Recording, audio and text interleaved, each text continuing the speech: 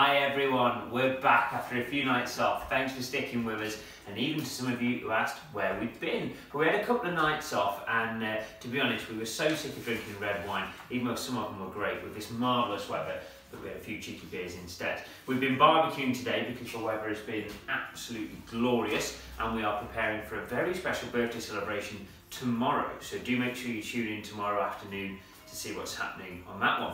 This is episode 13, which is obviously unlucky for some, and I've been putting it off because maybe today is the day we draw the dreaded number 13, which of course is the water. We'll have a look at that in a bit. Before we go any further, I want to say a big happy birthday to Jess in Bristol for yesterday. Sorry we missed you. And to everyone else out there who's had birthdays since we last spoke. Now, we had a great question come in from Katy, who lives near Manchester. Katy asks, Jack, I'm making beef stroganoff and I need to know which kind of white wine to use when cooking it. Well, that's a great question, Katy. The simple answer is stick with dry whites when you're cooking most things. So dry Sauvignon, Pinot Grigio, maybe an unoaked Chardonnay. But you can also use dry sherry. Now, never use something labelled as cooking sherry because they tend to add salt to that and it can be a bit strange and ruin the food. But if you use proper dry, maybe a Fino, Oloroso, Manzanilla, decent sherry, you can't go too far wrong. Sounds delicious anyway, beef stroganoff, fantastic. So let's have a look at the Duckhorn. This is what we drew in episode 12, I think. It's been a little while. What did you think of this one, Helen? Yeah, it was great. It was amazing, wasn't it? I thought this was, I'll just give everyone a little look at the Duckhorn there, the Howell Mountain. Ooh, lovely. This was the 2012 vintage. It's a blend, so it's made with different types of grapes. You've got Cabernet Sauvignon, you've got Merlot, I think there's even a bit of Petit Verdot in there as well. Well, there's nothing pity about this one. It was a big, bold, juicy red with a lovely bit of spice, and I only wish we had more. Maybe next time we go out there to California, we'll pick some up because that was delicious. So, what are we going to draw tonight? Well, for the more observant and eagle-eyed of you, you may have spotted a little change behind me on the fine wine shelves. We've removed our second Orinoco because we don't like duplicates, and what we've done is popped in this lovely Pétalos. Now, this comes from the Bierzo region in Spain. How would you pronounce that, Helen? Bierzo? Bierzo, I like it. Bierzo. Lovely. Our resident Spanish expert there, Helen. So, the Pétalos is made with the Menfia grape.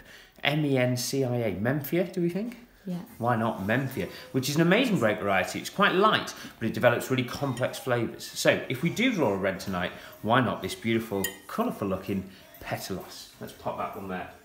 Just before we draw, let's check in on the water. Let's go and have a look. Our 13th episode, and number 13 as ever, is the water. Being guarded today by a Cuban maraca shaker.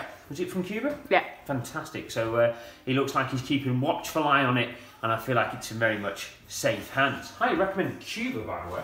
Not so much for wines. So, onto the draw.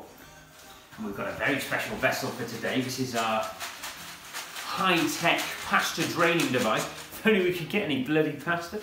So, Helen's going to draw the 13th one. A lot of pressure here. We still haven't had a spirit. We've had 12 whole draws.